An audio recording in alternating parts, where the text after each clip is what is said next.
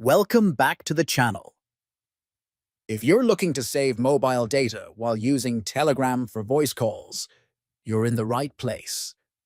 Today, I'll show you how to reduce data usage during calls by changing a simple setting in the Telegram app.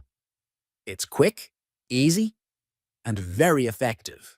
First, open the Telegram app on your phone. Second, tap the three horizontal lines at the top left to open the menu. Third, select Settings, then tap on Data and Storage. Next, scroll down until you find the section labeled Call.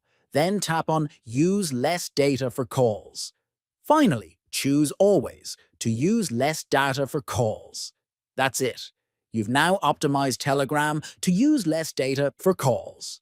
If you found this helpful, consider subscribing for more simple tech tips that make your life easier. Thanks for watching.